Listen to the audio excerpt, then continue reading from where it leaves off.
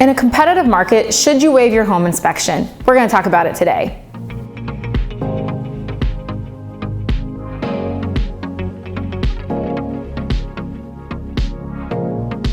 If you are keeping a pulse on the market, you know we are in a competitive seller's market. This is leading buyers who are desperate for homes to write very competitive offers. And one of the terms that is always important is home inspection.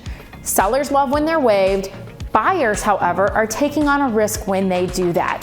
So when I have buyers ask me, should I waive my home inspection or should I keep it on there? My answer is always, do not waive your home inspection. Now there's a few caveats. If you somehow have experience in the home inspecting field, great, waive your home inspection. If you are confident that you have the funds to cover anything that could come up, go ahead and waive that home inspection.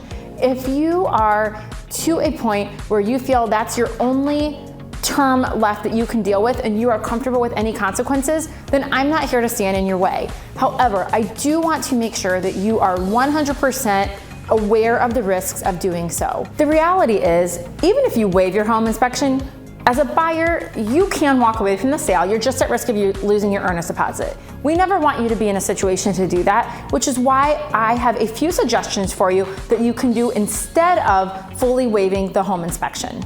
The first thing I always recommend to my buyers is to do a shortened inspection period. Here in Michigan, in the West Michigan Lakeshore area, we have a default 10 days for the inspection period already written into our purchase agreements.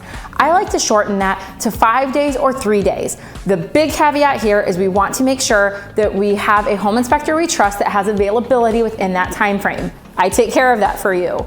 Another option that buyers can use in this situation about the home inspection is to say that you are wanting the opportunity to conduct the home inspection, but you will only ask for repairs if they total more than X. So commonly I see that X amount, 5,000, 10,000. Basically you're saying you're willing to take care of any items if they're small items throughout the home, but if there are any items that come up that are 5,000, 10,000, whatever amount you choose, then you're saying at that point you want the opportunity to renegotiate, but if everything's less than that, you're taking the home as is and the seller is good to go with not having to repair anything. Now, a seller of course likes to see the inspection fully waived. However, most sellers know what's going on with their home to a degree, so they can kind of gauge, do I think there's really going to be something major coming up? And if there's not, this can be a great way for the seller to have the confidence that you're really not going to be nickeling and diming them, but for you to know you have the opportunity to still conduct that inspection if something major were to come up.